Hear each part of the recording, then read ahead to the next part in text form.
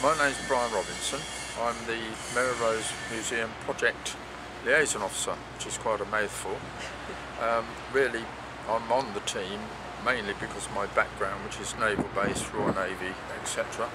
And so I know the way the naval base works, and I can oil some of the wheels, as it were, on the interface between ourselves and basically the owner of the site in which we're building our museum. What you're here today to see is where we've got to, and in fact it's just starting to get interesting from a visual perspective, because the structure is starting to rise rather like the phoenix out of the ground. And what you see is a lot of steel work. It's the beginning of the major steel work which will form the frame of the museum. On the north side, which you'll actually see here, we've got the beginnings of the North Plant Room, which is the main control centre, if you like, for the services that support the museum, and what will be the education pavilion. That's the sideless building that you see at this particular time.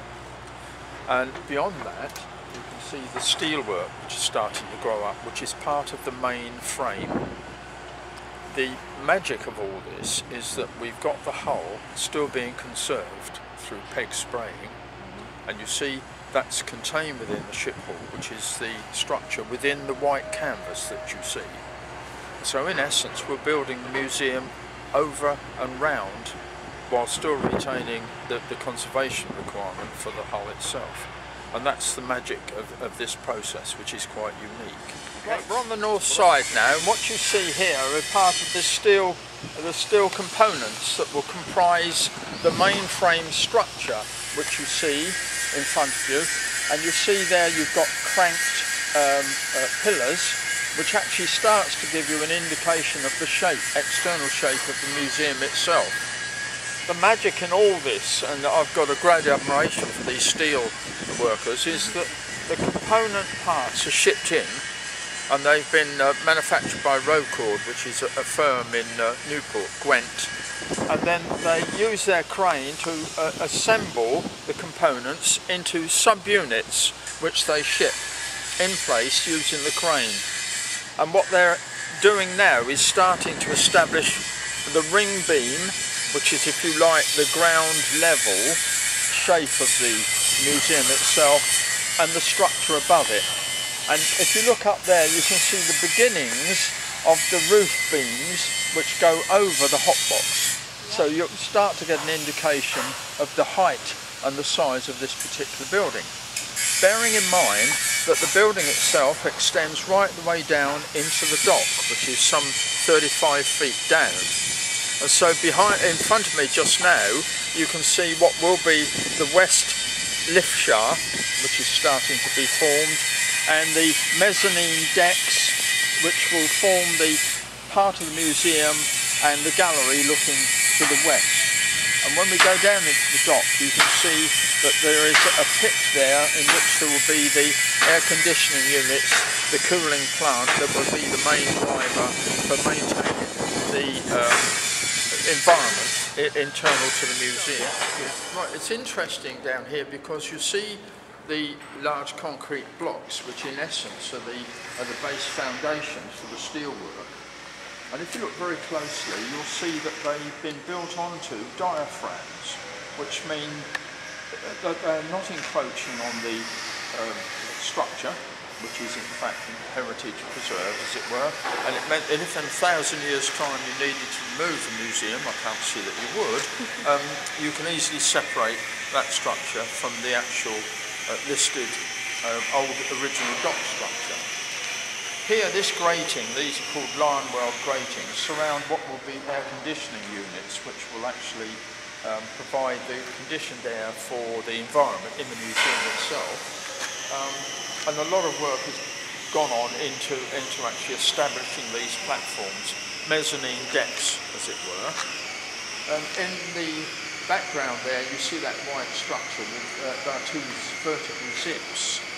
That's the garage, the west garage for the crane. We've got two cranes, one in the west garage, one in the east garage, the other end of the hotbox, and they can traverse into the hotbox So any hull maintenance or system maintenance within Hotbox can be carried out quite independent of what's going on here.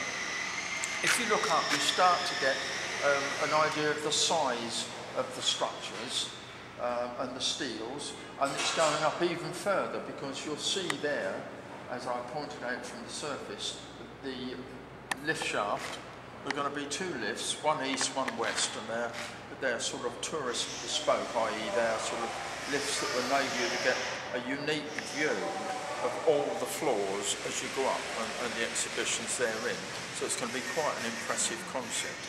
Features of the south part of the site was the fact that we had to demolish a building, which was basically the Trafalgar building, and that, among other things, had been a previous or former nuclear shelter, which meant that it was pretty strongly built with very deep foundations.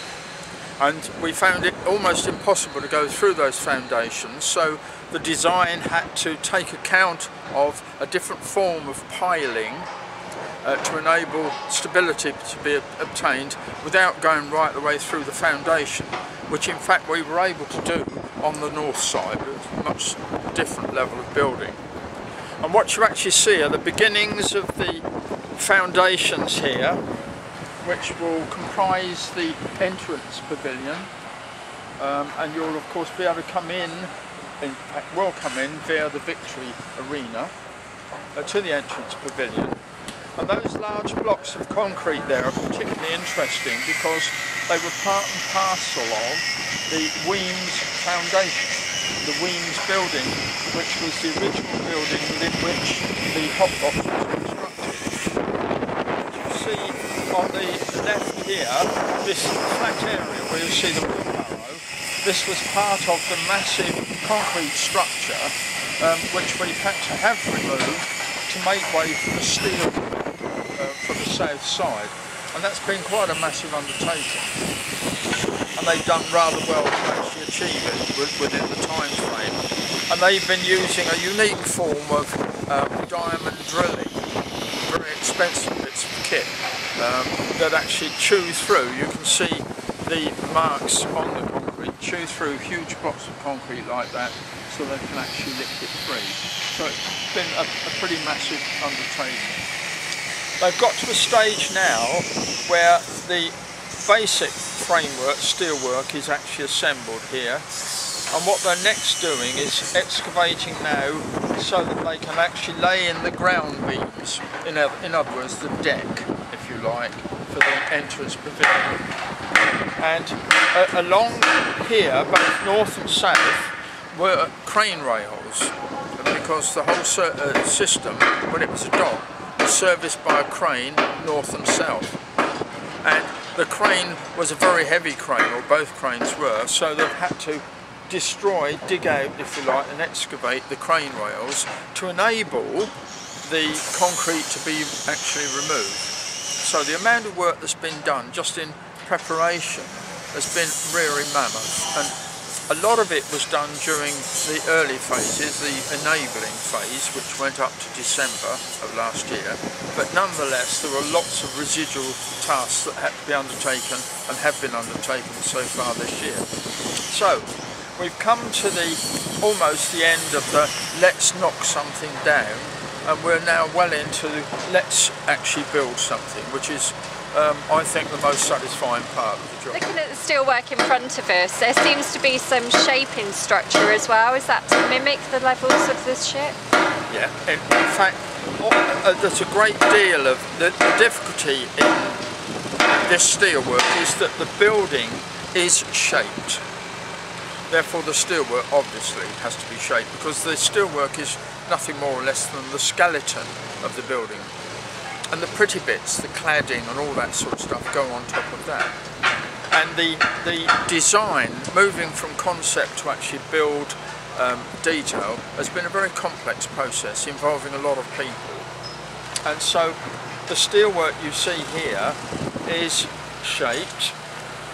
When you get the roof beams coming over, you'll get an even nicer shape. And I think in about 6 weeks' time, maybe 8 weeks, you'll really start to see the thing take form. And that's going to be really quite, oh wow, it's going to be a wow factor building.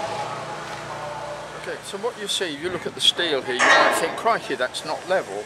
But the thing is that the context gallery, which is basically what you're seeing at this level, follows the shape of the hull, as it were, because the south part of the exhibition, which is really a reconstruct of the hull that we have on the north side, follows the shape of the hull itself. So it's all part of the rather beautiful lines of the building, both internally and externally. It's all complementing the Mary Rose hull inside.